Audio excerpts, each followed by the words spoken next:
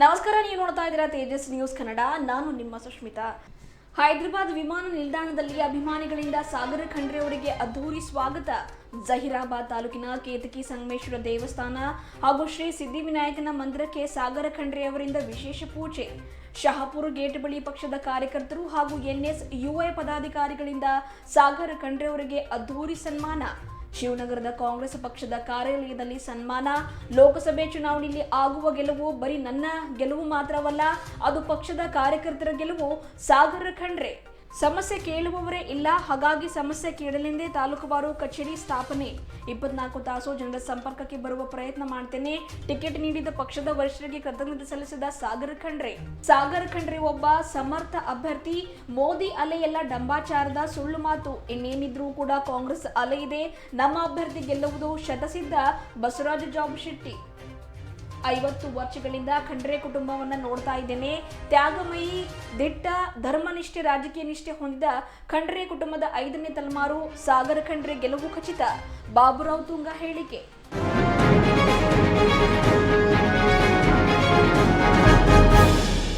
ಬೇದರ ಲೋಕಸಭಾ ಕ್ಷೇತ್ರದಿಂದ ಕಾಂಗ್ರೆಸ್ ಪಕ್ಷದ ಟಿಕೆಟ್ ಗಿಟ್ಟಿಸಿಕೊಂಡ ಪ್ರಪ್ರಥಮ ಬಾರಿಗೆ ಜಿಲ್ಲೆಗೆ ಆಗಮಿಸುತ್ತಿರುವ ಸಾಗರ ಖಂಡ್ರೆ ಅವರಿಗೆ ಪಕ್ಷದ ಕಾರ್ಯಕರ್ತರು ಹಾಗೂ ಸಾಗರ ಖಂಡ್ರೆ ಅವರ ಅಭಿಮಾನಿಗಳು ಹೈದರಾಬಾದ್ನ ವಿಮಾನ ನಿಲ್ದಾಣದಲ್ಲಿಯೇ ಭವ್ಯ ಸ್ವಾಗತ ಕೋರಿ ಜಯಘೋಷಗಳನ್ನು ಮೊಳಗಿಸಿದರು. ಬೆಂಗಳೂರಿನಿಂದ ವಿಮಾನ ಮೂಲಕ ಹೈದರಾಬಾದ್ಗೆ ವಿಮಾನ ನಿಲ್ದಾಣಕ್ಕೆ ಆಗಮಿಸಿದ ಸಾಗರ ಖಂಡ್ರೆ ಅವರನ್ನ ನೂರಾರು ಯುವಕರು, ಅಭಿಮಾನಿಗಳು ಹೂಗುಚ್ಚು ನೀಡಿ ಸ್ವಾಗತಿಸಿದರಷ್ಟೇ ಅಲ್ಲದೆ ಅಲ್ಲಿಂದ ಕಾರುಗಳ ಮೂಲಕ ಭವ್ಯವಾದ ಒಂದು ಮೆರವಣಿಗೆಯನ್ನ ಹಮ್ಮಿಕೊಂಡು ತಡರಾತ್ರಿ ಬೀದರ್ಗೆ ಕರೆ ತರಲಾಯಿತು. ಹೈದರಾಬಾದ್ನಿಂದ ರಸ್ತೆ ಮಾರ್ಗವಾಗಿ ಜಹೀರಾಬಾದ್ ತಾಲೂಕಿನ ಒಂದು ಕೇತಕಿ ಸಂಗಮೇಶ್ವರ ದೇವಸ್ಥಾನಕ್ಕೆ ತೆರಳಿ ತಮ್ಮ ತಾಯಿ ಗೀತಾ ಖಂಡ್ರೆ ಅವರೊಂದಿಗೆ ವಿಶೇಷ ಪೂಜೆ ಸಲ್ಲಿಸಿ ದೇವರ ಆಶೀರ್ವಾದವನ್ನ ಪಡೆದುಕೊಂಡರು. ಬಳಿಕ ಅಲ್ಲಿಂದ ಬೀದರ್ನ ಗಡಿ ಭಾಗದಲ್ಲಿ ಇರತಕ್ಕಂಥ ಐತಿಹಾಸಿಕ ರೇಜಂತಲ್ ಶ್ರೀ ಸಿದ್ಧಿವಿನಾಯಕನ ಮಂದಿರಕ್ಕೆ ತೆರಳಿ ಅಲ್ಲಿಯೂ ಕೂಡ ಪೂಜೆ ಸಲ್ಲಿಸಿ ಶ್ರೀ ಸಿದ್ಧಿವಿನಾಯಕನ ದರ್ಶನವನ್ನ ಪಡೆದುಕೊಂಡರು. ನಂತರ ನೂರಾರು ಸಂಖ್ಯೆಯಲ್ಲಿ ಬೀದರ್ನ ಶಹಾಪುರ ಗೇಟ್ ಬಳಿ ಪಕ್ಷದ ಕಾರ್ಯಕರ್ತರು ಹಾಗೂ NSUI ಯುವಕರ ಪಡೆಯ ಪಟಾಕಿಯನ್ನು ಸಿಡಿಸಿ ಹೂಗುಚ್ಚು ನೀಡುವ ಮೂಲಕ ಮಾಲಾರ್ಪಣೆ ಮಾಡುವ ಮೂಲಕ ನಮ್ಮ MP ಯಾರಪ್ಪ, ಸಾಗರ ಖಂಡ್ರೆ ನೋಡಪ್ಪ ಎಂದು ಜಯಘೋಷಗಳನ್ನು ಮೊಳಗಿಸಿದರು. ಬಳಿಕ ಸಾಗರ ಖಂಡ್ರೆ ಹಾಗೂ ಪಕ್ಷದ ಕಾರ್ಯಕರ್ತರು ಶಿವನಗರದ ಕಾಂಗ್ರೆಸ್ ಕಚೇರಿಗೆ ತೆರಳಿದ್ದು ಅಲ್ಲಿಯೂ ಕೂಡ ಬಹಳ ದೊಡ್ಡ ಪ್ರಮಾಣದಲ್ಲಿ ಸಾಗರ ಖಂಡ್ರೆ ಅವರಿಗೆ ಪಕ್ಷದ ಕಾರ್ಯಕರ್ತರು, ಯುವಕರ ಪಡೆ ಸನ್ಮಾನಿಸಿ ಶುಭವನ್ನ ಕೋರಿದರು. ಬರೀ ಅಷ್ಟೇ ಅಲ್ಲದೆ ಔರಾದನಲ್ಲಿಯೂ ಕೂಡ ಸಾಗರ ಖಂಡ್ರೆ ಅಭಿಮಾನಿ ಬಳಗ ವತಿಯಿಂದ ಈ ಕುರಿತಂತೆ ಸಂಭ್ರಮಾಚರಣೆ ಮಾಡಲಾಯಿತು. ಬೇದರ್ನಿಂದ ಬಾಲ್ಗಗೆ ತೆರಳುವಾಗ ರಸ್ತೆ ಮಾರ್ಗದಲ್ಲಿ ದಾರಿಯುದ್ದಕ್ಕೂ ಕೂಡ ಅಲ್ಲಲ್ಲಿ ಸಾಗರ ಖಂಡ್ರೆ ಅವರಿಗೆ ಸನ್ಮಾನ ಕಾರ್ಯಕ್ರಮಗಳು ಸರಣಿ ಸಮಾರೋಪಾದಿಯಲ್ಲಿ ಜರುಗಿದವು. ವಿವಿಧ ದೇವಸ್ಥಾನಗಳಿಗೂ ಕೂಡ ಸಾಗರ ಖಂಡ್ರೆ ಭೇಟಿ ನೀಡಿ ದೇವರ ದರ್ಶನ ಪಡೆದಿರುವುದು ಬೀದರ್ಗೆ ಅವರು ಮೊದಲ ಬಾರಿ ಬಂದಂತಕ್ಕಂಥ ಈ ಒಂದು ಪ್ರವಾಸದ ವಿವರ ಹಾಗೂ ದೃಶ್ಯಾವಳಿ. ಸಾಗರ ಖಂಡ್ರೆ ಅವರಿಗೆ ಸಾಗರ ಖಂಡ್ರೆ ಸ್ವಲ್ಪ वासरे भृगुवासरे सायंकाले शुभ नक्षत्रे शुभ योगे शुभ करणे एवं गुण विशेषण विशिष्टायां अस्यां शुभतिथौ असजमानस्य श्रीमान श्रीमद गोत्रोद्भवस्य नंदीश्वर गोत्रोद्भवायां ईश्वर खंड्रे नामधेयस्य धर्मपति समेतस्य गीता नामधेयस्य चिरंजीवी नामधेयस्य सागर नामधेयस्य ओम आयुष्येवेन्द्रिय प्रातिष्ठति प्रसाद आयुष्येवेन्द्रिय प्रातिष्ठति मनोवांछा परसिद्धिस्तु संगमेश्वर स्वामी प्रसादिस्तु राजद्वारे राजमुखे सर्वदा दिग्विजय वस्तु शीघ्रमेव पुनर्दर्शन प्राप्तिस्तु केमदेव हि तं यदायु पश्येत्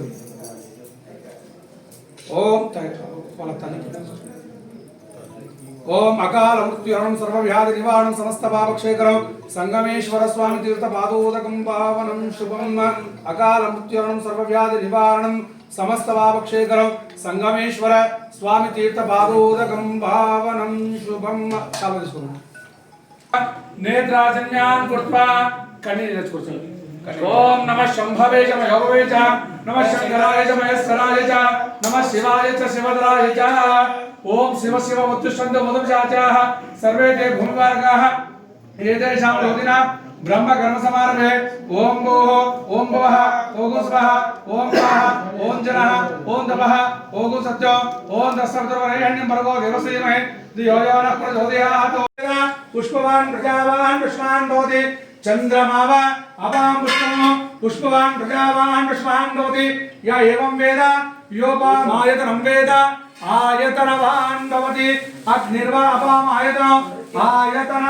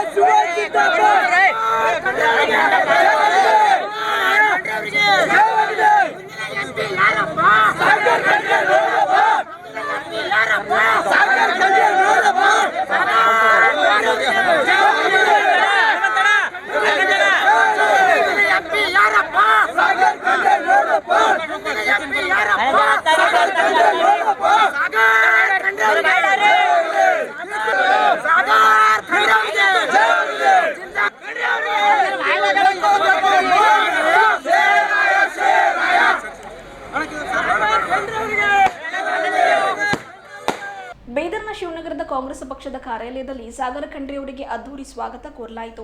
ಸನ್ಮಾನ ಸ್ವೀಕರಿಸಿ ಸಾಗರ ಖಂಡ್ರೆ ಅವರು ಪಕ್ಷದ ಕಾರ್ಯಕರ್ತರನ್ನ ಉದ್ದೇಶಿಸಿ ಮಾತನಾಡಿ, ಚುನಾವಣೆಯ ದಿನಗಳಿಗೆ ಬಹಳಷ್ಟು ಜನರು ಬಹಳಷ್ಟು ಮಾತುಗಳನ್ನು ಮಾಡ್ತಾರೆ, ಅದಕ್ಕೆಲ್ಲ ಯಾರೂ ಕೂಡ ಕಿವಿ ಕೊಡಬೇಡಿ, ತಲೆ ಕೆಡಿಸಿಕೊಳ್ಳಬೇಡಿ ಎಂದರು. ಲೋಕಸಭೆ ಚುನಾವಣೆ ಪ್ರಚಾರ ಹಿನ್ನೆಲೆ ಬಹಳಷ್ಟು ಕಡೆ ಪ್ರವಾಸ ಮಾಡಬೇಕಾಗಿದೆ, ಹಾಗಾಗಿ ಯಾರಿಗಾದರೂ ಕೂಡ ಸಮಯ ನೀಡಲಿಕ್ಕೆ ಆಗಿಲ್ಲ ಅಂದಾಗ ಯಾರೂ ಕೂಡ ಬೇಜಾರಾಗಬೇಡಿ ಎಂದು ಈ ಮೂಲಕ ಪಕ್ಷದ ಕಾರ್ಯಕರ್ತರಲ್ಲಿ ಮನವಿ ಮಾಡಿದರು. ಜೊತೆಗೆ ಬರುವ ಚುನಾವಣೆಯಲ್ಲಿ ಹಗಲು ರಾತ್ರಿ ಎನ್ನದೆ ಪರಿಶ್ರಮ ಪಡಬೇಕಾಗಿದೆ. ನನ್ನ ಗೆಲುವು ಆಗುವುದರಿಂದ ಅದು ಬರೀ ನನ್ನ ಗೆಲುವು ಆಗುವುದಷ್ಟೇ ಅಲ್ಲದೆ ಪಕ್ಷದ ಕಾರ್ಯಕರ್ತರ ಗೆಲುವು ಕೂಡ ಆಗುತ್ತದೆ ಎಂದರು. ಯಾವುದೇ ಭೇದ ಭಾವ ಇಲ್ಲದೆ ಎಲ್ಲರೂ ಒಗ್ಗೂಡಿ ಈ ಬಾರಿ ನಮ್ಮ ಶಕ್ತಿ ಪ್ರದರ್ಶನ ಮಾಡಬೇಕಾಗಿದೆ. ಅತಿ ಮುಖ್ಯವಾಗಿ ನಾವು ಯಾವ ರೀತಿ ಗೆಲ್ಲಬಹುದು, ಯಾವ ಯೋಜನೆಗಳನ್ನು ಹಾಕಿಕೊಳ್ಳಬಹುದು ಎನ್ನುವ ಬಗ್ಗೆ ನೀವು ಕೂಡ ನಿಮ್ಮ ಅಭಿಪ್ರಾಯಗಳನ್ನು ನನಗೆ ತಿಳಿಸಿ ಎಂದರು. ಜೊತೆಗೆ ರಾತ್ರಿ 12 ಗಂಟೆಯಾಗಿದ್ರೂ ಕೂಡ ನಾನು ನಿಮ್ಮೊಂದಿಗಿರ್ತೇನೆ, ನಿಮ್ಮ ಸಮಸ್ಯೆಗಳನ್ನು ಕೇಳ್ತೇನೆ, ಅದನ್ನು ಬಗೆಹರಿಸುವ ಪ್ರಯತ್ನ ಕೂಡ ಪ್ರಾಮಾಣಿಕವಾಗಿ ಮಾಡ್ತೇನೆ ಎಂದು ಕಾರ್ಯಕರ್ತರಲ್ಲಿ ಒಂದು ವಿಶ್ವಾಸವನ್ನು ವ್ಯಕ್ತಪಡಿಸಿದರು. ನಾವು ಏನೇ ಒಂದು ಕಾರ್ಯಕ್ರಮ ಇರ್ಬೋದು, ಮಾತಾಡ್ತಾ ಇರುವಾಗಿರ್ಬೋದು, ಚಿಕ್ಕ ತಪ್ಪುಗಳು ಆಗಿರ್ತವೆ. ಏನ್ ಚಿಕ್ಕ ತಪ್ಪುಗಳು ಆಗ್ತವೆ ಅದು ನೀವು ಯಾರು ಮನಸ್ಸಿಗೆ ತಗೋಬಾರ್ದು. ಯಾಕಂತಂದ್ರೆ ಇವಾಗ ನಮ್ಗೆ ಬರೀ 40-45 ದಿನಗಳು ಇದ್ದಾವೆ ಪ್ರಚಾರಕ್ಕೋಸ್ಕರ. ಇವಾಗ ನಾವು ಮಾಡ್ತಾ ಇರುವಾಗ ಸಾಕಷ್ಟು ನಾವು ಕೆಲಸ ಕಾರ್ಯಕ್ರಮ ಜನರಿಗೆ ಭೇಟಿ ಮಾಡಬೇಕಾಗುತ್ತೆ. ಅಂತ ಸಂದರ್ಭದಲ್ಲಿ ಯಾರಿಗಾದ್ರೂ ಕರೆಯಲ್ಲಿ ಮಿಸ್ ಆಯ್ತು, ನಾವು ಅವ್ರಿಗೆ ಕರೆದಿಲ್ಲ ಇವ್ರಿಗೆ ಕರೆದಿಲ್ಲ ಅಂತ ನೀವು ದಯವಿಟ್ಟು ಯಾರು ನೀವು ತಪ್ಪಿಸಬಾರ್ದು. ಎಲ್ಲರೂ ಒಂದೇ ಕುಟುಂಬದಾಗಿ ನಾವು ಕೆಲಸ ಮಾಡಿದ್ರೆ ಮಾತ್ರ ನಾವು 100% ನಾವು ಗೆಲ್ತೀವಿ ಅಂತ ನಮ್ಗೆಲ್ಲರಿಗೆ ನಮ್ಗೆ ವಿಶ್ವಾಸ ಇದೆ. ನಾಳಿನ ದಿವಸ ನಾನು ಹೇಳೋದಕ್ಕೆ ನನಗಿದೆ ಅಂತ ಹೇಳ್ತೀನಿ. ಈ ನಾನ್ ಗೆದ್ರೆ 100% ನೀವು ನಾವೆಲ್ಲರೂ ಗೆದ್ದಿನ ತರನೇ ಇರುತ್ತೆ. ನನ್ಗೆ ಅಧಿಕಾರ ಸಿಕ್ಕಿದ್ರೆ ನಮ್ಗೆಲ್ಲರಿಗೂ ಅಧಿಕಾರ ಸಿಕ್ಕಿರುತ್ತೆ. ನಿಮ್ಗೆ ಏನೇ ಸಮಸ್ಯೆ ಇರ್ಬೋದು, ರಾತ್ರಿ 12 ಗಂಟೆ ಇರ್ಬೋದು, 1 ಗಂಟೆ ಇರ್ಬೋದು, ಯಾವಾಗ್ಲೂ ನೀವು ನಮ್ಗೆ ಫೋನ್ ಹಾಕಿ ನೀವು ಹೇಳ್ಬೋದು ಇಂತ ಸಮಸ್ಯೆ ಆಗ್ತದೆ. ನಾವು 100% ಎಲ್ಲೋ ನಾವು ನಿಂತ್ಕೊಳ್ತೀವಿ. ಮತ್ತೆ ಏನೇನ್ ಅನಿಸಿಕೆ ಇದೆ ನೀವು ಕೂಡ ನಿಮ್ಮ ಅನಿಸಿಕೆ ನಾವು ಯಾವ ರೀತಿ ಹೋಗ್ಬೇಕು, ಯಾವ ರೀತಿ ಮತ್ತೆ ನಾವು ಚುನಾವಣೆ ಪ್ರಚಾರ ಮಾಡ್ಬೇಕು, ಯಾವ ರೀತಿ ಗೆಲ್ಬೇಕು ಅಂತ ನೀವು ಕೂಡ ರೆಡಿ ಮಾಡಿ ನೀವು ಹೇಳ್ಬೋದು. ನಮ್ಮ ಜಿಲ್ಲಾ ಅಧ್ಯಕ್ಷರಿದ್ದಾರೆ, ಕಾರ್ಯದರ್ಶಿಗಳಿದ್ದಾರೆ, ಮಾಜಿ ಎಲ್ಲರೂ ಇದ್ದಾರೆ. ನಮಗೂ ಕೂಡ ಹೇಳ್ಬೋದು. ನಿಮ್ದೇ ಸಲಹೆ ಸೂಚನೆಗಳಿರ್ತವೆ. ಯಾಕಂತಂದ್ರೆ ಸಾಕಷ್ಟು ಹೊಸ ಸಲಹೆ ಸೂಚನೆಗಳು ಇರ್ತವೆ. ನಾವು ಈ ರೀತಿ ಮಾಡಿದ್ರೆ ನಮ್ಗೆ ಹೆಚ್ಚಿಗೆ ಸಿಗುತ್ತೆ, ಈ ರೀತಿ ಮಾಡಿದ್ರೆ ನಮ್ಗೆ ಹೆಚ್ಚಿಗೆ ಸಿಗುತ್ತೆ ಅಂತ ನಮ್ಗೆಲ್ಲರಿಗೂ ನಮ್ಮೆಲ್ಲರ ಮನಸ್ಸಲ್ಲೂ ಕೂಡ ಇರುತ್ತೆ. ನಾವೆಲ್ಲರೂ ಕೂಡಿ ಒಗ್ಗಟ್ಟಾಗಿ ನಾವು ಕೆಲಸ ಮಾಡೋಣ. ಯಾವುದೇ ಭೇದ ಭಾವ ಇಲ್ಲದೆ ಅವ್ರದ್ದು ಇವ್ರದ್ದು ಕರಲ್ಲ ಅಥವಾ ಇವ್ರು ಕರಲ್ಲ ಅಂತಂಬದು ಯಾವುದೇ ಇರೋದು ಬೇಡ. ನಾವು ಫಸ್ಟ್ ಮೊದಲನೇದಾಗಿ ನಾವು ಬೂತ್ ಒಪ್ಪಿಸಬೇಕು. ನಾವು ಬೂತ್ ಗೆದ್ರೆ ನಾವು ಚುನಾವಣೆ ಗೆಲ್ತೀವಿ ಅಂತಂಬ ನನಗೆ ಭರವಸೆ ಇದೆ.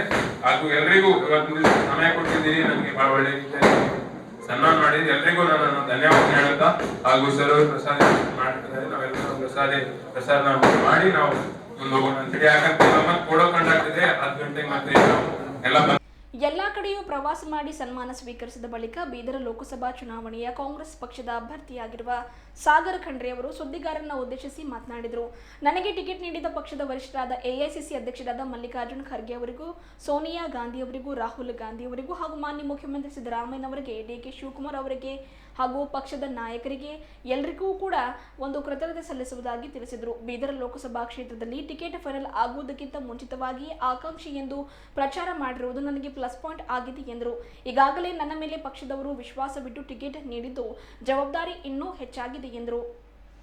ಒಂದು ಕಾಂಗ್ರೆಸ್ ಪಕ್ಷದ ವರಿಷ್ಠರು ಸರ್ವೆ ಮಾಡಿದ್ದು ರಾಜಶೇಖರ್ ಪಾಟೀಲ್ ಅವರಿಗೆ ಟಿಕೆಟ್ ನೀಡಲು ನಿರ್ಧಾರ ಕೂಡ ಮಾಡಿದ್ರು. ಆದರೆ ನಾಯಕರು ಹಾಗೂ ಮಾಜಿ ಸಚಿವರಾಗಿರುವ ರಾಜಶೇಖರ್ ಪಾಟೀಲ್ ಅವರು ವರಿಷ್ಠರಿಗೆ ಸಾಗರ ಖಂಡ್ರೆ ಅವರು ಬಹಳಷ್ಟು ದಿನದಿಂದ ಅವರು ತಯಾರಿ ಮಾಡ್ತಾ ಇದ್ದಾರೆ, ಉತ್ಸಾಹ ಯುವಕರು ಕೂಡ ಆಗಿದ್ದಾರೆ. ಹಾಗಾಗಿ ಸಾಗರ ಖಂಡ್ರೆ ಅವರಿಗೆ ಈ ಬಾರಿ ಟಿಕೆಟ್ ನೀಡಿ ಎಂದು ಹೇಳಿದ್ದಕ್ಕಾಗಿ ಪಕ್ಷದ ವರಿಷ್ಠರು ನನಗೆ ಟಿಕೆಟ್ ಕೊಟ್ಟಿದ್ದಾರೆ.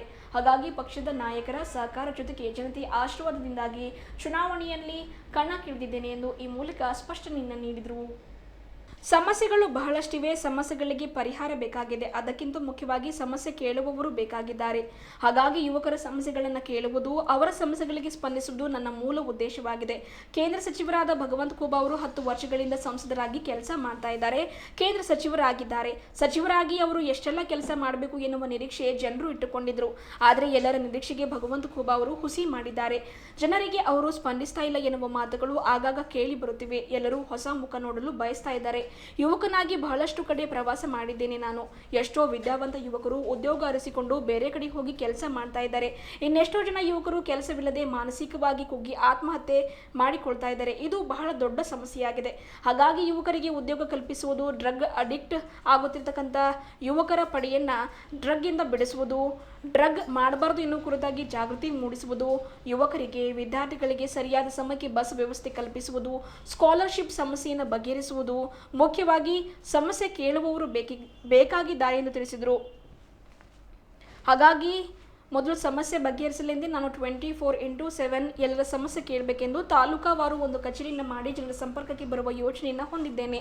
ರೈತರ ಅಭಿವೃದ್ಧಿ ಸೇರಿದಂತೆ ಬೀದರ್ ಸಮಗ್ರ ಅಭಿವೃದ್ಧಿಗೆ ನಮ್ಮದೇ ಆದ ಮ್ಯಾನಿಫೆಸ್ಟ್ ಮಾಡಿ ಅದನ್ನು ಜನರ ಮುಂದಿಟ್ಟು ಜನಸಂಪರ್ಕ ಬೆಳೆಸುತ್ತೇನೆ ಎಂದರು.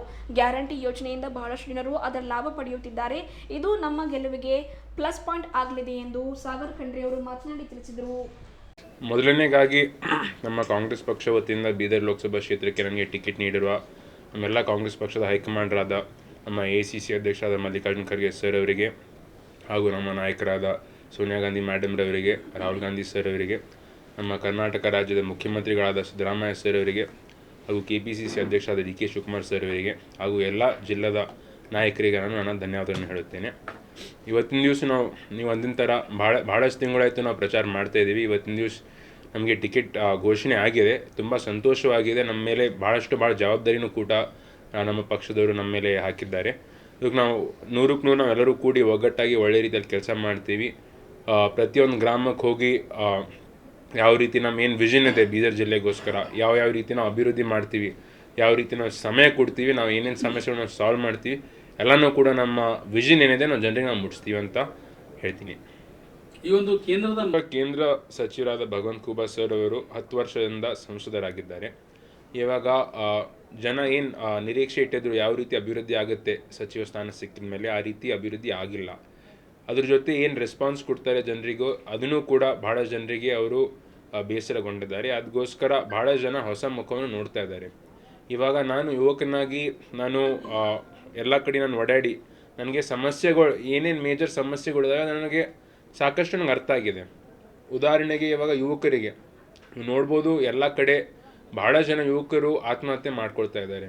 ಇದು ಒಂದು ಮೇಜರ್ ಸಮಸ್ಯೆ ಇದೆ. ಇದ್ರ ಜೊತೆ ಉದ್ಯೋಗ ಇಲ್ಲ, ದಿವಸ ಸಾಕಷ್ಟು ಜನ ಬಂದು ಉದ್ಯೋಗ ಕೇಳ್ತಾರೆ ಮನೆಗೆ.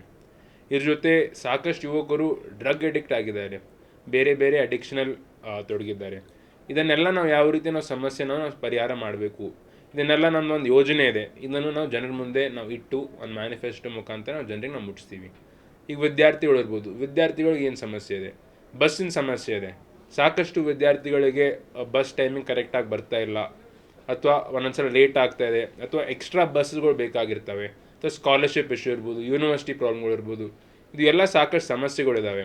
ಇದನ್ನೆಲ್ಲ ನಾನು ಅರ್ಥ ಮಾಡಿಕೊಂಡಿದ್ದೀನಿ. ಇದನ್ನೆಲ್ಲ ನಾವು ಯಾವ ರೀತಿ ನಾವು ಪರಿಹಾರ ನಾವು ಕೊಡಬೇಕು ಅಂತಂಬುದು ನಾನು ಮ್ಯಾನಿಫೆಸ್ಟೋ ಮುಖಾಂತರ ನಾನು ಎಲ್ಲ ಜನರಿಗೆ ನಾನು ಮುಟ್ಟಿಸಿ ಗ್ರೌಂಡ್ ಮೇಲೆ ಇದ್ದು ಜನರ ಪರವಾಗಿ ಬೇರೆ ಯಾವುದೇ ಸಮಸ್ಯೆ ಇರ್ಬೋದು ಅವ್ರಿಗೋಸ್ಕರ ನಾನು ಅವೈಲೇಬಲ್ ಇರ್ತೀನಿ. ಅವೈಲೇಬಲ್ ಇರೋದೇ ಎಲ್ಲಕ್ಕಿಂತ ಮುಖ್ಯವಾದದ್ದು. ಎಲ್ಲ ತಾಲೂಕುಗಳಲ್ಲಿ ನಮ್ಮ ಪಕ್ಷದ ನನ್ನ ವತಿಯಿಂದ ನಾನು ಒಂದು ಆಫೀಸನ್ನು ಕೂಡ ಮುಂದಿನ ದಿನಗಳಲ್ಲಿ ನಾನು ತೆಗಿತೀನಿ. ತೆಗೆದ ಮೇಲೆ ಜನರಿಗೆ ಏನು ಆ್ಯಕ್ಸೆಸ್ ಇರುತ್ತೆ ಅದು ಆ್ಯಕ್ಸೆಸ್ ನಾನು ಮಾಡಿಕೊಡ್ತೀನಿ. ಯಾಕಂತಂದರೆ ಮೊದಲನೇಗಾಗಿ ಸಮಸ್ಯೆ ನಾವು ಪರಿಹಾರ ಹುಡ್ಕೋದಕ್ಕಿಂತ ಮುಂಚೆ ಸಮಸ್ಯೆ ಕೇಳೋರು ಇರಬೇಕು. ಸಮಸ್ಯೆ ಕೇಳೋದೇ ಸಮಸ್ಯೆ ಪರಿಹಾರ ಹುಡ್ಕೋದಕ್ಕೆ ಆಗೋದಿಲ್ಲ. ಅದಕ್ಕೆ ಮೊದಲನೇಗಾಗಿ ನಾನು ಜನರಿಗೆ ಏನು ಯಾರಿಗಾದರೂ ಸಮಸ್ಯೆ ಆಯಿತು ಅಂತಂದರೆ ಯಾರಿಗೆ ಹೇಳಬೇಕಪ್ಪ, ನಾವು ಯಾರಿಗೆ ಫೋನ್ ಹಚ್ಚಬೇಕು ಅಂತಂಬೋದು ಏನು ಸ್ವಲ್ಪ ಕಡೆ ಕೊರತೆ ಇದೆ. ಆ ಕೊರತೆಯನ್ನು ನಾನು ನಾನು ಪರಿಹಾರನ ಹುಡುಕಿ ನಾನು ಜನರಿಗೆ ನಾನು ಸಮಸ್ಯೆ ಕೇಳೋದು ನಾನು ಫಸ್ಟ್ ಮಾಡ್ತೀನಿ. सर सबसे बड़ा मुद्दा ट्रैफिक का है कि ಇವೆಲ್ಲ ನಾವು 100% ನಾವು ಸಾಲ್ವ್ ಮಾಡ್ತೀವಿ. ನಾವು ಯೋಜನೆ ಇಟ್ಟು ಅಂಡರ್ ಪಾಸ್ ಅಥವಾ ಓವರ್ ಬ್ರಿಡ್ಜ್ ಯಾವ ರೀತಿ ಮಾಡಬೇಕು ಅದನ್ನು ಕೂಡ ನಾವು ಮಾಡ್ತೀವಿ. ರೈತರ ಕೃಷಿಕರಿಗಾಗಿ ಏನಾದರೂ ತೊಂದರೆ ಆಗ್ತದೆ ಇವತ್ತು ಇವಾಗ ರೈತರಿಗೆ ತೊಂದರೆ ಏನಾಗ್ತದೆ ಅಂತಂದರೆ ಉದಾಹರಣೆ ಕರೆಂಟ್ ಇರ್ಬೋದು. ಇವಾಗ 7 ಗಂಟೆ ನಿರಂತರ ಜ್ಯೋತಿ ಕರೆಂಟ್ ಇದೆ. ಆದರೆ ಏನಾಗ್ತಾಯಿದೆ ಎಲ್ಲ ಕಡೆ ಅಂತಂದರೆ ಓವರ್ಲೋಡ್ ಆಗಿದ್ದಕ್ಕೋಸ್ಕರ ಒಂದೊಂದ್ಸಲ ಕರೆಂಟ್ ಕಟ್ ಆಗ್ತಾಯಿದೆ. ಇದನ್ನು ಎಲ್ಲಕ್ಕಿಂತ ಮೇಜರ್ ಸಮಸ್ಯೆ. ಇವಾಗ ಕಬ್ಬು ಬೆಳೀತಾರೆ, ಕಬ್ಬಿಗೆ ಏನು ಬೇಕು, ನೀರು ಬೇಕು. ಇವಾಗ ಕರೆಂಟ್ ಒಂದೊಂದ್ಸಲ ಕಟ್ ಆಗಿದಾಗ ಅವ್ರಿಗೆ ನೀರು ಸಿಗ್ತಾಯಿಲ್ಲ. ಅದಕ್ಕೆ ನಮ್ಮ ಜಿಲ್ಲೆಯಲ್ಲಿ ಯಾವುದೇ ರೀತಿ ಕರೆಂಟ್ ಕಟ್ ಆಗೋದೇ ನಾನು ಅನ್ಕೋತೀನಿ. ಇನ್ನೊಂದು ಏನಿದೆ ಅಂತಂದರೆ ಅವರು ಪ್ರಧಾನ ಮಂತ್ರಿ ಫಸಲ್ ಬಿಮಾ ಯೋಜನಾ ಅಂತ ಒಂದು ಸ್ಕೀಮ್ ಇದೆ. ಅದರಲ್ಲಿ ಅವರು ಪ್ರೀಮಿಯಂ ಕಟ್ತಾ ಇದ್ದಾರೆ. ಆದರೆ ಅವ್ರಿಗೆ ಇನ್ಶೂರೆನ್ಸ್ ಬರಬೇಕಾದ ಇನ್ಶೂರೆನ್ಸ್ ಅವ್ರಿಗೆ ಸಿಗ್ತಾ ಇಲ್ಲ. ಇದು ಇನ್ಶೂರೆನ್ಸ್ ಕೂಡ ಅವ್ರಿಗೇನು ಅವ್ರ ಹಕ್ಕಿದೆ ಕರೆಕ್ಟಾಗಿ ಅದನ್ನು ಕೂಡ ನಾನು ರೈತರಿಗೆ ಎಲ್ಲರಿಗೂ ನಾನು ತಲುಪಿಸ್ತೀನಿ ಅಂತ ನಾನು ಒಂದು ಭರವಸೆ ಕೊಡ್ತೀನಿ. 1986ರಲ್ಲಿ ನೋ ಇಂಡಸ್ಟ್ರಿ ಏರಿಯಾ ಅಂತ ಡಿಕ್ಲೇರ್ ಆಗಿತ್ತು. ಆವಾಗ ಕೇಂದ್ರ ಸರ್ಕಾರದಿಂದ ಕೊಳಲ ಕೈಗಾರಿಕಾ ಪ್ರದೇಶದಲ್ಲಿ 100 ಕಾರ್ಖಾನೆಗಳು ಬಂದು ಮತ್ತೆ ಮುಚ್ಚೋದು. ಅವು ಸಬ್ಸಿಡಿ 35% ತೊಗೊಂಡು ಓಡೋದ್ರು. ಅವು ಇವತ್ತು ತೊಂದರೆ ಅನುಭವಿಸ್ತಾರೆ. ಆ ಇಂಡಸ್ಟ್ರಿ ಏರಿಯಾದವರಿಗೆ ಇವತ್ತು ಕೂಡ ಸರ್ಕಾರದಿಂದ ಯಾವುದೇ ಸವಲತ್ತು ಸಿಗ್ತಾ ಇಲ್ಲ. ಮತ್ತು ಚಾಲು ಇರ್ತಕ್ಕಂಥವು ಕೂಡ ಹೋಗಿದ್ದಾವೆ. ಪುನಶ್ಚೇತನಕ್ಕಾಗಿ ಏನು ಮಾಡ್ಬೋದು ಅಂತ ಕೇಂದ್ರ ಸರ್ಕಾರ ತಾವು ಸಂಸದರಾಗಿ ಆಯ್ಕೆ ಆದರೆ ಇದ್ರ ಬಗ್ಗೆ ನನಗೆ ಮಾಹಿತಿ ಇಲ್ಲ. ನಾನು ಇದ್ರ ಬಗ್ಗೆ ಮಾಹಿತಿ ಪಡೆದುಕೊಂಡು ನಾನು ನಿಮಗೆ ಉತ್ತರ ಸುಮಾರು ಕೊಡ್ತೀನಿ. 400 ಕೋಟಿ ರೂಪಾಯಿ ಅಂದಾಜು ವೆಚ್ಚದಲ್ಲಿ ಇವತ್ತು ನಷ್ಟ ಅನುಭವಿಸಿದ್ದಾರೆ. ಅದೆಲ್ಲ ಲಾಸ್ ಆಗಿದೆ. ಅದೇ ಇದ್ರ ಬಗ್ಗೆ ನಾನು ಮಾಹಿತಿ ಪಡೆದುಕೊಂಡು ನಾನು ನಿಮಗೆ ಹೇಳ್ತೀನಿ, ಉತ್ತರ ಕೊಡ್ತೀನಿ. ಸರ್, ಎಲ್ರಿಗೂ ಗೊತ್ತಿರೋ ಹಾಗೆ ಮೋದಿ ನೋಡಿ, ಮೊದಲನೇಗಾಗಿ ನಮ್ಮ ಪಕ್ಷದವರು ಏನು ವಿಧಾನಸಭೆ ಚುನಾವಣೆಗಿಂತ ಮುಂಚೆ 5 ಗ್ಯಾರಂಟಿ ನಾವು ಘೋಷಣೆ ಮಾಡಿದ್ವಿ. ಎಲ್ಲ ಗ್ಯಾರಂಟಿಗಳನ್ನು ನಾವು ಇಂಪ್ಲಿಮೆಂಟ್ ಮಾಡಿದ್ದೀವಿ. ಸಾಕಷ್ಟು ಮಹಿಳೆಯರಿಗೆ ಈ ಗ್ಯಾರಂಟಿಗಳು ತುಂಬ ಹೆಲ್ಪ್ ಆಗ್ತಾಯಿದೆ, ತುಂಬ ಸಹಾಯ ಆಗ್ತಾಯಿದೆ. ಈ ಗ್ಯಾರಂಟಿದಿಂದ ಸಾಕಷ್ಟು ಜನರು ಖುಷಿದ್ದಾರೆ. ಈ ಗ್ಯಾರಂಟಿ ಏನು ಗ್ರೌಂಡಲ್ಲಿ ಏನು ಮಹಿಳೆಯರಿಗೆ ಹೆಲ್ಪ್ ಆಗ್ತದೆ, ಇದು ನಮಗೆ ನಮ್ಗೆ ಭಾಳ ದೊಡ್ಡ ಪ್ಲಸ್ ಪಾಯಿಂಟು. ಇನ್ನೊಂದು ಏನಂತಂದರೆ ನಾನು ಯುವಕನಿದ್ದೀನಿ. ಇವಾಗ ಸಾಕಷ್ಟು ಹಳ್ಳಿಗಳು ಏನಾಗುತ್ತೆ ಅಂತಂತಂದರೆ ಯುವಕರಿಗೆ ಒಂದೊಂದ್ಸಲ ಸೀನಿಯರ್ ಜೊತೆ ಅವ್ರದ್ದು ಹೊಂದಾಣಿಕೆ ಇರೋದಿಲ್ಲ. ಒಂದೊಂದ್ಸಲ ಯುವಕರು ಅಂತಾರೆ ನನಗೆ ಸೀನಿಯರ್ಸ್ ನಂಗೆ ರೆಸ್ಪಾನ್ಸ್ ಕೊಡ್ತಲ್ಲ, ಯಾರಿಗೆ ಹೇಳಬೇಕು ಅಂತ ಅವ್ರು ಗೊಂದಲದಲ್ಲಿದ್ದಾರೆ. ಅದಕ್ಕೆ ಅವ್ರು ನನಗೆ ಅಣ್ಣ ಆಗಲಿ ತಮ್ಮ ಆಗಲಿ ಯಾವಾಗಲೂ ನನಗೆ ಬಂದು ಭೇಟಿ ಮಾಡ್ಬೋದು. ಭೇಟಿ ಮಾಡಿ ನಾನು ಅವ್ರ ಪರವಾಗಿ ನಾನು ನಿಂತ್ಕೊಳ್ತೀನಿ ಅಂತ ಅಂಬೋದು ನನಗೆ ಹೇಳೋದಕ್ಕೆ ಬಯಸುತ್ತೇನೆ. ಸರ್, ಯುವಕರಿಗೆ ಬಳಿ ನಿನ್ನೆ ಮೊನ್ನೆ ಅಷ್ಟೇ ಬಹಳಷ್ಟು ಜನ ಅದ್ದೂರಿಯಾಗಿ ಸಾಗರ್ ಖಂಡ್ರೆ ಅವರನ್ನ ಉದ್ದೇಶಿಸಿ ಬಸವರಾಜ ಜಾಬಶೆಟ್ಟಿ ಅವರು ಮಾತನಾಡಿ, ಸಾಗರ ಖಂಡ್ರೆ ಅವರು ಯುವಕರೇ ಆಗಿದ್ರೂ ಕೂಡ ಚುನಾವಣೆಯಲ್ಲಿ ನಿಂತಕ್ಕಂಥ ಚುನಾವಣೆಯನ್ನು ಎದುರಿಸುವ ಸಾಮರ್ಥ್ಯ ಅವರಲ್ಲಿ ಇದೆ. ಅದಕ್ಕಾಗಿಯೇ ಪಕ್ಷ ಅವರಿಗೆ ಟಿಕೆಟ್ ನೀಡಿದೆ. ಗ್ಯಾರಂಟಿ ಯೋಜನೆ ಬಹಳಷ್ಟು ಜನರಿಗೆ ತಲುಪಿದೆ. ಇದು ಕೂಡ ನಮಗೆ ಚುನಾವಣೆಯಲ್ಲಿ ಪ್ಲಸ್ ಪಾಯಿಂಟ್ ಆಗಲಿದೆ ಎಂದರು. ಪಾರ್ಲಿಮೆಂಟ್ ಚುನಾವಣೆಯಲ್ಲಿ ಮೋದಿ ಅಲೆ ಇರುತ್ತದೆ ಎನ್ನುವುದೆಲ್ಲ ಸುಳ್ಳು. ಎಲ್ಲವೂ ಕೂಡ ಡಂಬಾಚಾರ ಅಷ್ಟೇ. ಮಾಧ್ಯಮದವರು ಯಾವ ರೀತಿಯಿಂದಲೂ ಕೂಡ ತಿರುಚಿ ಕೇಳಿದರೂ ಎಲ್ರಿಗೂ ಕೂಡ ಬಹಳ ಸಮಾಧಾನದಿಂದ ಸಮಂಜಸವಾದ ಉತ್ತರವನ್ನು ಸಾಗರ್ ಖಂಡ್ರೆ ಅವರು ನೀಡಿದ್ದಾರೆ. ಬಹಳ ಪೇಷಿಯನ್ಸ್ನಿಂದ ಸಮಾಧಾನಕರವಾಗಿ ಎಲ್ಲರಿಗೂ ಸ್ಪಂದಿಸುತ್ತಿದ್ದಾರೆ ಎಂದರು. ಯುವ ತರುಣರಾಗಿರುವ ಸಾಗರ್ ಖಂಡ್ರೆ ಅವರು ಯುವಕರಲ್ಲಿ ಬೆರೆತಿದ್ದಾರೆ. ಅವರ ಸಮಸ್ಯೆಗಳ ಬಗ್ಗೆ ಅವರಿಗೆ ಅರಿವಿದೆ. ಹಾಗಾಗಿ ಮುಖ್ಯವಾಗಿ ಯುವಕರ ಸಮಸ್ಯೆಗೆ ಮೊದಲು ನಾನು ಪರಿಹಾರ ನೀಡುವ ವಿಷನ್ ಹೊಂದಿದ್ದೇನೆ ಎಂದು ಈ ಮೂಲಕ ನಿಮ್ಮೆಲ್ಲರಿಗೂ ತಿಳಿ ಹೇಳಿದ್ದಾರೆ. ಹಗಲು ಆದ ಮೇಲೆ ರಾತ್ರಿ ಆಗುತ್ತದೆ, ರಾತ್ರಿ ಆದಮೇಲೆ ಹಗಲು ಆಗಲೇಬೇಕು. ಹಾಗಾಗಿ ಎಲ್ಲ ಬಾರಿಯೂ ಕೂಡ ಬರೀ ಮೋದಿ ಅಲೆ ಇರುವುದಿಲ್ಲ, ಬರೀ ಮೋದಿ ಹೆಸರಿನಲ್ಲಿ ಬರಲು ಸಾಧ್ಯವಿಲ್ಲ. ಹಾಲಿ ಸಂಸದರು ಎಷ್ಟು ಕೆಲಸ ಮಾಡಿದ್ದಾರೆ ಎನ್ನುವುದು ಎಲ್ರಿಗೂ ಗೊತ್ತಿರುವ ವಿಷಯ. ಜನರ ಅಪೇಕ್ಷೆಯಷ್ಟು ಅಭಿವೃದ್ಧಿ ಹಾಲಿ ಸಂಸದರು ಈ ಹಿಂದೆ ಅವರ ಅವಧಿಯಲ್ಲಿ ಕೆಲಸ ಮಾಡಲಿಲ್ಲ. ಹಾಗಾಗಿ ಬೀದರ್ ಜನತೆ ಬದಲಾವಣೆಯನ್ನು ಬಯಸ್ತಾ ಇದೆ. ಈ ಬಾರಿ ಕಾಂಗ್ರೆಸ್ ಅಭ್ಯರ್ಥಿಯ ಗೆಲುವು ಖಚಿತವಾಗಿದೆ ಎಂದು ಈ ಮೂಲಕ ಮಾತನಾಡಿ ತಿಳಿಸಿದರು. ಯಾವತ್ತು ಬಿ ಜೆ ಪಿಯವರು ಇದನ್ನೇ ಹೇಳ್ಕೊಂಡು ಬಂದಿದ್ದಾರೆ. ತಮಗೆಲ್ಲ ಗೊತ್ತಿದ್ದ ಹಾಗೆ ಇತ್ತೀಚಿನ ದಿನಗಳಲ್ಲಿ ಇವತ್ತು ನಮ್ಮ ಕರ್ನಾಟಕದಲ್ಲಿ ಕಾಂಗ್ರೆಸ್ ಸರ್ಕಾರ ಇದೆ. ಕಾಂಗ್ರೆಸ್ ಸರ್ಕಾರ ಎಷ್ಟು ಗ್ಯಾರಂಟಿ 5 ಗ್ಯಾರಂಟಿಗಳು ಕೊಟ್ಟಿದೆ. ಇವತ್ತು ಜನರ ಸಮಸ್ಯೆಗಳೆಲ್ಲ ತಿಳ್ಕೊಂಡಿದೆ. ಅವರವರಿಗೆ ಎಲ್ಲರಿಗೆ ಈಗ ಜನರು ಅರ್ಥ ಮಾಡ್ಕೊಂಡಿದ್ದಾರೆ. ಈ ಗ್ಯಾರಂಟಿಗಳು ಸ್ಕೀಮ್ಲಿಂದ ಏನಂದರೆ ಜನರಿಗೆ ಯಾವ ರೀತಿ ಡೈರೆಕ್ಟ್ ಲಾಭ ಆಗ್ತಾ ಇದೆ, ಇಂಡೈರೆಕ್ಟ್ ಇಲ್ಲ, ಡೈರೆಕ್ಟ್ ಲಾಭ ಆಗ್ತಾ ಇದೆ. ಉದಾಹರಣೆಗೆ ಹೆಣ್ಣು ಮಕ್ಕಳಿಗೆ ಏನಾದರೂ ಬಸ್ಸಿನ ವ್ಯವಸ್ಥೆ ಮಾಡಿದ್ದಾರೆ. ಇವತ್ತೆಲ್ಲ ಫ್ರೀಯಾಗಿ ಎಲ್ಲ ವ್ಯವಸ್ಥೆ ಏನಾದರೂ ಸಿಗ್ತಾ ಇದೆ. ಸರ್ವಿಸ್ ಕರೆಂಟ್ ಫ್ರೀಯಾಗಿ ಕೊಡ್ತಾ ಇದ್ದಾರೆ. ಆಮೇಲೆ ಗ್ರ್ಯಾಜುಯೇಟ್ಸ್ಗಳಿಗೆ 3,000 ಕೊಡ್ತಾ ಇದ್ದಾರೆ. ಮತ್ತು ಯಾರು ಡಿಪ್ಲೊಮಾ ಹೋಲ್ಡರ್ಸ್ ಇದ್ದಾರೆ ಅವ್ರಿಗೆ 1,500 ಕೊಡ್ತಾ ಇದ್ದಾರೆ. ಆಮೇಲೆ ಯಾರು ಮನೆ ಒಡತಿ ಯಜಮಾಂತಿ ಇದ್ದಾರೆ ಅವ್ರಿಗೆ 2,000 ರೂಪಾಯಿ ನೇರವಾಗಿ ಡೈರೆಕ್ಟ್ ಅವ್ರ ಖಾತೆಗೆ ಜಮಾ ಆಗ್ತಾಯಿದೆ. ಅಕ್ಕಿ ಕೂಡ ಏನಾದರೂ ಕೊಡ್ತಾ ಇದ್ದಾರೆ. ಇವೆಲ್ಲ ಗ್ಯಾರಂಟಿಗಳು ಕೊಡೋದ್ರಿಂದ ಇವತ್ತು ಕಾಂಗ್ರೆಸ್ ಮೇಲೆ ಒಂದು ವಿಶ್ವಾಸ ಮೂಡಿದೆ ಜನರದ್ದು. ಮುಂದೆ ಬರುವ ದಿನಗಳಲ್ಲಿ ನಮಗೆ ಪಾರ್ಲಿಮೆಂಟಿಗೂ ಕೂಡ ನಮ್ಮ ಒಂದು ಅಭ್ಯರ್ಥಿಗೆ ಏನಾದರೂ ಗೆಲುವು ಸಿಗ್ತದ ಅಂತ ನನಗೆ 100% ನನಗೆ ಗ್ಯಾರಂಟಿ ಇದೆ. ಅದರಲ್ಲಿ ಬೀದರ್ ಜಿಲ್ಲೆಯಲ್ಲಿ ಯಾವತ್ತು ಕಾಂಗ್ರೆಸ್ ಏನದ ಒಳ್ಳೆ ರೀತಿ ಅನ್ನೋದ್ರ ಕೆಲಸ ಮಾಡ್ತಾ ಇದೆ. ಬೀದರ್ ಜಿಲ್ಲೆಯಲ್ಲಿ ಒಳ್ಳೆ ವಾತಾವರಣ ಇದೆ. ಈ ಮಾತು ಬೇರೆ. ನಾವು ಇವತ್ತು ಅಸೆಂಬ್ಲಿ ಎಲೆಕ್ಷನ್ನಲ್ಲಿ 2 ಕ್ಷೇತ್ರದಲ್ಲಿ ಮಾತ್ರ ಗೆದ್ದಿದ್ದು, 4 ಕ್ಷೇತ್ರದಲ್ಲಿ ಸೋಲಿಗೂ ಗೆಲುವಿಗೂ ಭಾಳ ಇದು ಡಿಫ್ರೆನ್ಸ್ ಇದೆ. ಯಾಕೆ ಸೋತೀವಿ ಅನ್ನೋದ್ರ ಬಗ್ಗೆ ನಿಮಗೆ ಮತ್ತೆ ನಾನು ಇನ್ನೊಂದು ಇದರಲ್ಲಿ ಹೇಳಬೇಕಾಗ್ತದೆ. 2 ಕ್ಷೇತ್ರದಲ್ಲಿ ಅಂತೂ ಸ್ಮಾಲ್ ಮಾರ್ಜಿನ್ ಆಫ್ 500 to 1000 ಮಾರ್ಜಿನಿಂದ ಹೋಗಿದೆ. ಇನ್ನೂ 2 ಕ್ಷೇತ್ರ ಜನರು ನಮಗೆ ಓಟ್ ಹಾಕಿದ್ದಾರೆ. ಆದರೆ ಎಲ್ಲೋ ಒಂದು ಕಡೆ ಇರೋದು ನಮಗೆ ಸ್ವಲ್ಪ ನಮ್ಮದೇ ಒಂದು ಕ್ಯಾಂಡಿಡೇಟ್ ಏನೋ ಒಂದು ಸ್ವಲ್ಪ ಹೆಚ್ಚು ಕಡಿಮೆ ಆಗಿದ್ದ ಕಡೆಯಿಂದ ಸ್ವಲ್ಪ ವ್ಯತ್ಯಾಸ ಆಗಿದೆ. ಆದರೂ ಇವತ್ತು ಮಾತಿಗೊಂದು ಸಲ ಹೇಳ್ತಾರೆ, ಇಲ್ಲ ರೀ ಪಾರ್ಲಿಮೆಂಟ್ನಲ್ಲಿ ಹೇಳೋದಾದರೆ ಎಲ್ಲರೂ ಮೋದಿ ಮೋದಿ ಅಂತಾರೆ. ಎಲ್ಲ ಹೋಯ್ತು. ಮೋದಿ ಬಗ್ಗೆ ಸಾಕಷ್ಟು ಈಗೆಲ್ಲ ತಿಳ್ಕೊಂಡಿದ್ದಾರೆ. ಬರೇ ಡಂಬಾಚಾರ ಇದೆ, ಜಾತಿಗಳಲ್ಲಿ ಜಗಳ ಹಚ್ಚುವಂಥ ಕೆಲಸ ಇದೆ. ಇವತ್ತು ಕಾಂಗ್ರೆಸ್ಸೇ ಒಂದು ಇಂಥ ಪಕ್ಷ ಇದೆ, ಎಲ್ಲ ಜಾತಿ ಜನರನ್ನ ಒಕ್ಕೂಟ ಆಗಿ ತೊಗೊಂಡು ಹೋಗೋಂಥ ಪಕ್ಷ ನಮ್ಮ ಕಾಂಗ್ರೆಸ್ ಇದೆ.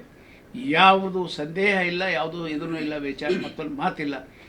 ಇವಾಗ ತಾನೇ ನಮ್ಮ ಅಭ್ಯರ್ಥಿ ಸಾಗರ್ ಖಂಡ್ರೆ ಅವರು ತಾವೆಲ್ಲ ಮಾಧ್ಯಮದ ಮಿತ್ರರು ಅನೇಕ ಪ್ರಶ್ನೆಗಳು ಮಾಡಿದ್ರಿ, ಎಲ್ಲದಕ್ಕೆ ಸಮಂಜಸವಾದಂಥ ಉತ್ತರ ಕೊಟ್ಟರು.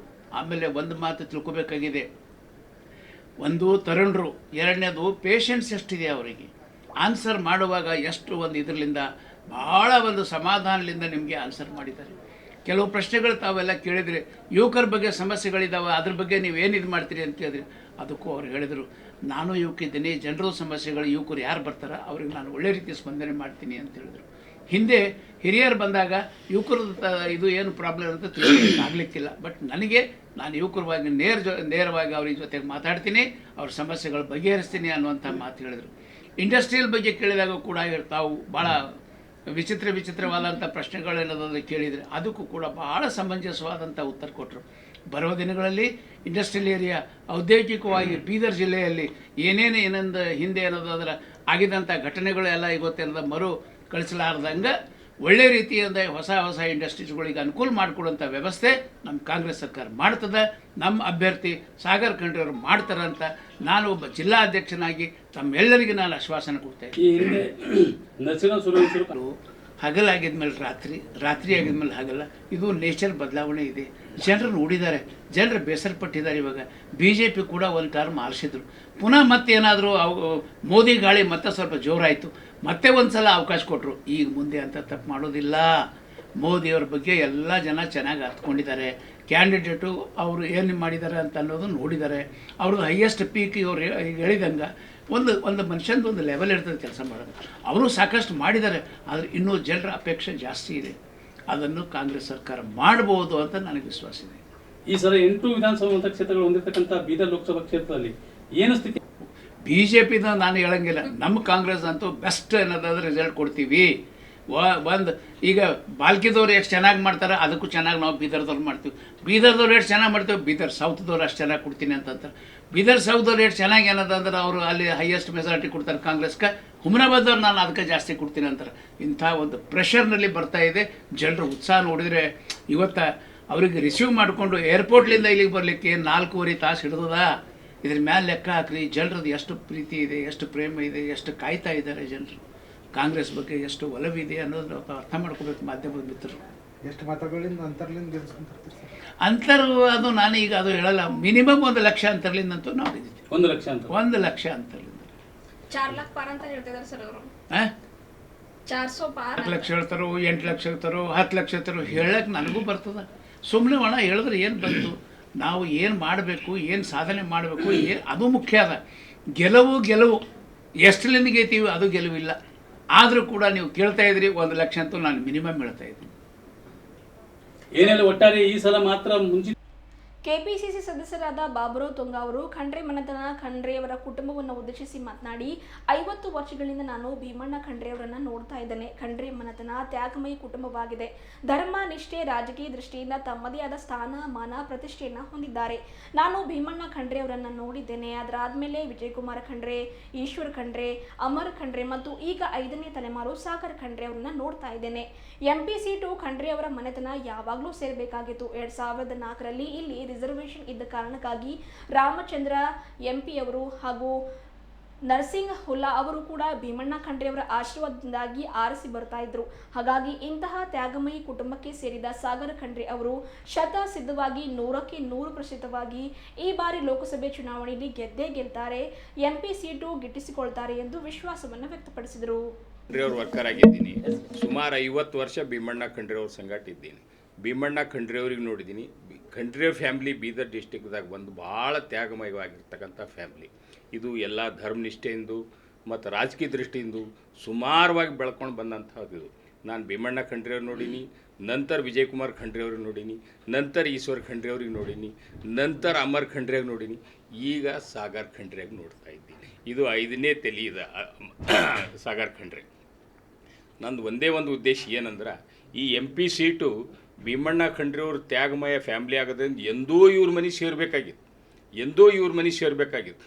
ಆದ್ರೆ 2004 ತನಕ ಏನು ರಿಸರ್ವೇಷನ್ ಇತ್ತು, ಆ ರಿಸರ್ವೇಷನ್ದಾಗ ರಾಮಚಂದ್ರ MP ಭೀಮಣ್ಣ ಖಂಡ್ರೆಯವ್ರ ಆಶೀರ್ವಾದದಿಂದ ಪ್ರತಿ ಸಲ ಆರಿಸ್ಕೊಂಡು ಬರ್ತಾಯಿದ್ರು. ಅದೇ ಥರ ನರಸಿಂಹ ಹುಲ್ಲಾನೂ ಸಹಿತನಪ್ಪ ಅಂದ್ರೆ ಭೀಮಣ್ಣ ಖಂಡ್ರೆಯವ್ರ ಆಶೀರ್ವಾದದಿಂದ ಆರಿಸ್ಕೊಂಡು ಬರ್ತಾಯಿದ್ರು. ಇಂಥ ತ್ಯಾಗಮಯ ಫ್ಯಾಮ್ಲಿ ಇದು ಶತಸಿದ್ಧದ. ಈ ಸಲ ಬರ್ತಕ್ಕಂಥ MP ಎಲೆಕ್ಷನ್ನಲ್ಲಿ ಸಾಗರ್ ಖಂಡ್ರೆ 100% ಗೆದಿತಾರ, ಅವ್ರ ಮನೆ MP ಸೇರ್ತದ ಅಂತೇಳಿ ನನ್ನ ಸ್ಲೋಗನ್ ಇದೆ. ನಿಮ್ಮ ಹೆಸರು? ಬಾಬುರಾವ್ ತುಂಬಾ, KPCC ಮೆಂಬರ್. Thank you.